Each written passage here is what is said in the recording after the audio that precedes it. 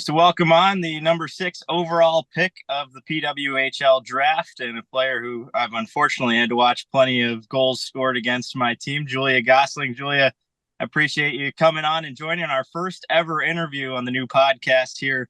After being drafted, what are you spending the summer doing, getting prepared for your first year pro?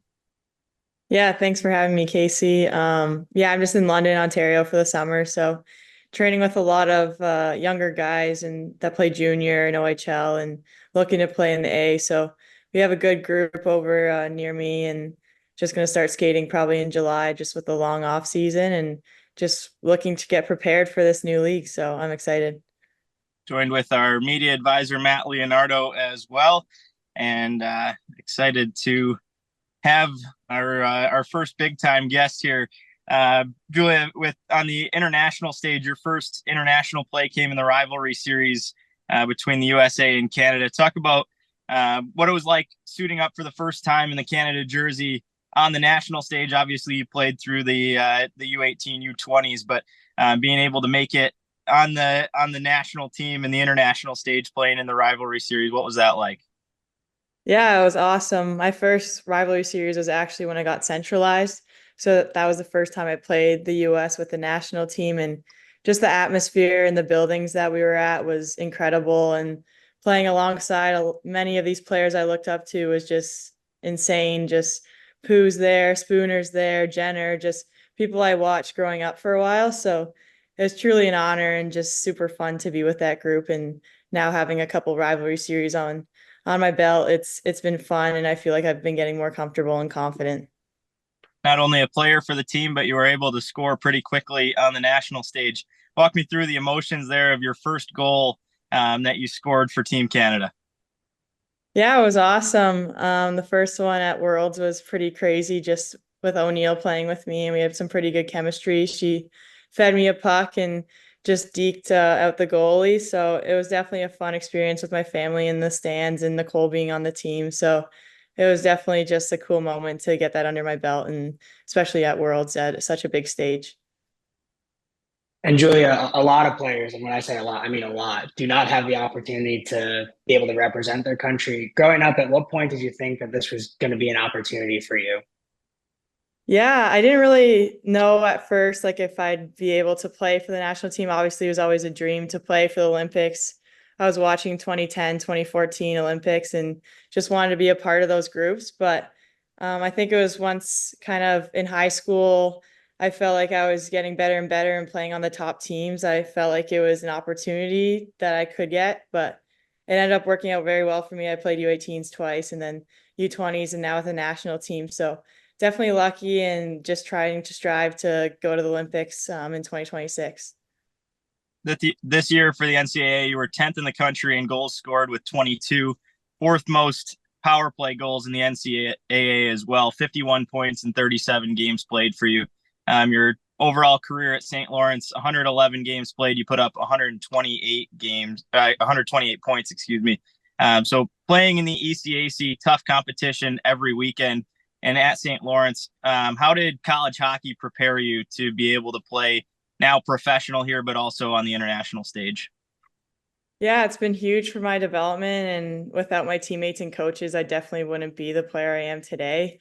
Definitely, we grew as a program and got really good by the end. So it was fun just seeing my teammates grow as people and players, and then just my coaching staff putting all their effort and time into me and trying to make me a better player. So with the ECAC being so challenging and with our team, sometimes not always the strongest team, it definitely made me prepared for pro and just never being able to take off the gas. I was going every weekend and played a lot of minutes. So definitely developed a lot, especially these past 2 years when I was playing full seasons, and the ECAC has gone so strong and so many talented teams that are nationally ranked. So yeah, I definitely developed a lot just playing against tough competitors all the time. And it was definitely a fun league to play in. Looking back at your time from St. Lawrence, what are going to be some of your favorite memories from playing in the ECAC? Oh wow. I have a lot. I would say my first one would be when we beat Clarkson 4 times during the COVID year.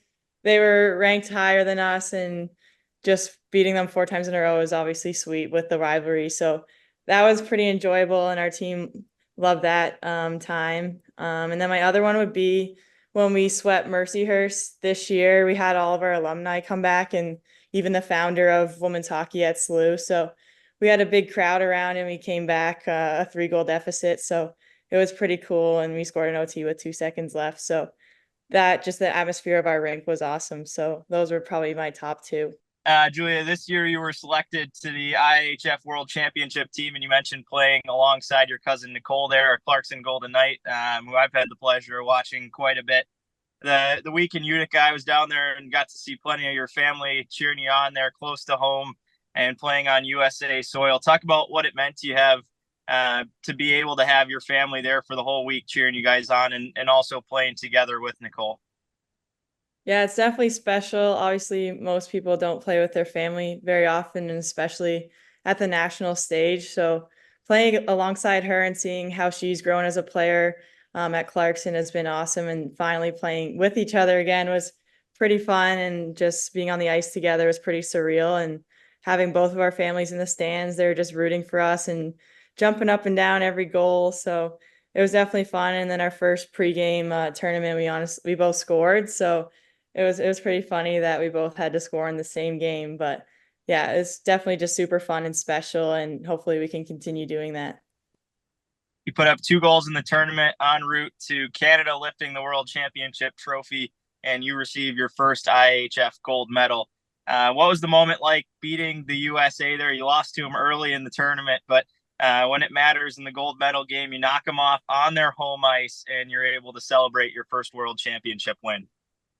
Yeah, it was exciting. Definitely emotional. That whole game was an emotional roller coaster, just back and forth goals. And I got one myself, so I was just pumped. And I don't know, our team like had no quit, and I knew I had a feeling that we would win. And once we scored, it kind of was, I don't even remember the moment, but it was just really exciting, some tears of joy. And with my family right there, it was super fun to have them there. And winning with that team, it was a special group of players. And I just had a feeling from the end after we lost our first game against the US that we'd come back even stronger. And it worked out very well. To one world championship and 1 gold is a pretty good start. So just excited that I got to win the medal with Canada, and hopefully I can do it again.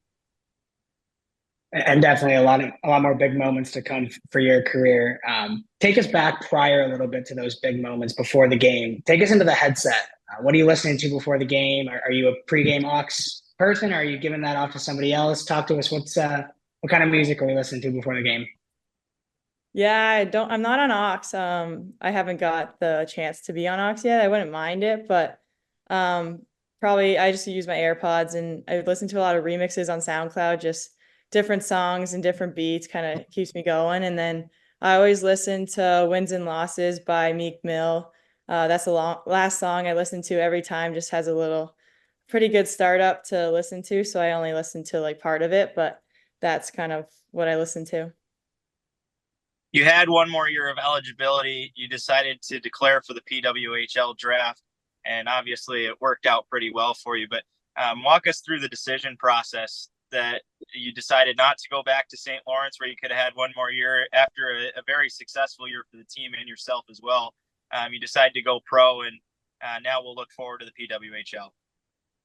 Yeah, it was definitely a tough decision. I had 2 great options in front of me, and SLU obviously was great for my development and had a great time, great coaches, great teammates. But in the end, my gut was telling me to go pro, like go challenge myself to the new level and play with the top of the top. So kind of just was a gut decision, and I'm going to miss SLU a lot, and they're definitely going to be talented next year. So just excited to watch them and get rolling into the pro league now.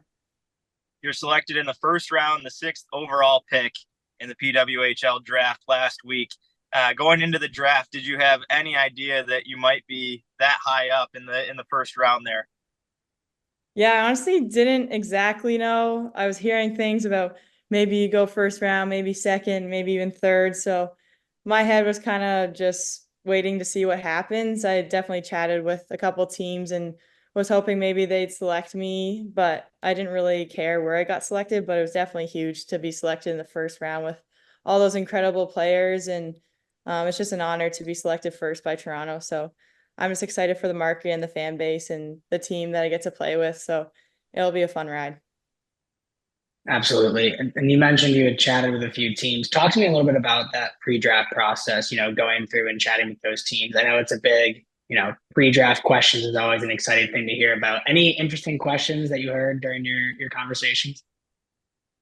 I didn't find they were too weird, just kind of like not like the NHL as much. It was more just getting to know me, like what kind of player I am, what I'm doing in the summer, like who, if you had to pick one person to play with for the rest of whatever your career, who would you pick or who would you not want to play against, stuff like that. So it wasn't anything too interesting, just more getting to know me and asking specific questions just because some of the GMs and coaches I've never talked to before. So it was more just I don't know, getting to know exactly me as a person and a player. So nothing too much. I guess now we got to hear the answers to those. So if you could play with anybody, who are you playing with, and who don't you want to play with out there? Yeah, it's definitely a tough question because there's a million players I'd love to play with, but I picked as a line, I said O'Neill and Poulin. Just with O'Neill at Worlds, we had some pretty good chemistry, and then Poulin is just clutch, and I feel like I can read her pretty well too. So that's what I picked for my line. And then not playing against just people that are super hard to play against that I've played in college against a lot was I did say Nicole, just she's hard to play against and she can read me perfectly. So it's definitely tough playing against her. And then I said Serdachny also, just I feel like she knows me and she puts on a new level when she plays against me, which I do too. So those are the two that I find are the toughest to play against and after college career too. You guys made up a hell of a line, and it was a lot of fun to watch. A couple players that we typically don't like to watch have a lot of success together. For the PWHL, now you're headed to Toronto, somewhat of a hometown team here for you, and just a short trip down the QEW from London, Ontario, your hometown. What does it mean extra on top of not only getting drafted to the first round, but getting drafted to the hometown team where you're now going to be so close to home? All those people can come watch you and support you pretty frequently. Yeah, it's definitely surreal. I didn't know exactly where would end up, and I ended up the closest team to home. And obviously, my family's super excited. They're huge supporters of me, and they came to almost every SLU home game. So I know they'll definitely be at every Toronto game, especially now that it's so close. And my twin sister's actually at vet school at Guelph, so she's even closer, only like 40 minutes. So it'll just be huge that everyone can come watch me so easily and bring some Londoner fans up to Toronto too. And it'll just be exciting to see new faces in the stands and to watch how extremely gifted some of these players are and some of the teams we'll play against. Watching the way this league blossomed over the first year of its existence, for a player like yourself and all the players in your situation getting drafted here this year, where it's always been a question mark with the future of women's hockey for the girls who aren't on the international stage like you've had the honor to do. But watching the success this league had, what extra excitement does that give you now heading into the PWHL this year after watching a couple of the sold out crowds, one of them being at Scotiabank, where I'm sure you'll have the opportunity to play coming up? Yeah, definitely. I think maybe swayed a bit my decision to go pro after watching their success and how physical and fast the game was. I feel like it just made me want to challenge myself and get into it. But I went to even two Ottawa games and their fan base was incredible. And then you could even hear the fans in Montreal and Toronto. And it's just huge for women's hockey. And definitely have to thank the former players and the people who invested into it and even the current players who made this league possible because it was definitely very easy for us just to come out of college and go right into the draft to pro. So we're definitely super grateful and it'll be fun to see how it grows and how many teams we'll end up having in the future. We'll close on this one here. And for those listening, as we watch your first season as a professional, what are some goals that you are looking to accomplish coming up as you turn full-time pro towards Toronto? Yeah, I haven't thought of that too much yet. Obviously, it'll be a slight adjustment going into it, but I think just having an impact on my team right away, offensively, bringing pucks to the net a little more and trying to get my shot off. And don't really have any particulars for points or anything like that. Just want to kind of take it slow and get into it, and maybe those will come as I go. But just making a difference and learning from the coaches and all the players, and hoping just to get a little more physical and trying to get my shot off a little more. So those are probably my main little goals, I guess. Julia, we appreciate you taking the time to come on as our first podcast guest here, and I can't say I'm not looking forward to seeing you play in Shield Arena next year, but definitely looking forward to watching your success now as a pro, that we can root for you without shame. Congrats on the gold medal, and good luck in everything coming up here in the first year. Yeah, thank you so much. Definitely an honor to be the first guest. So thanks again.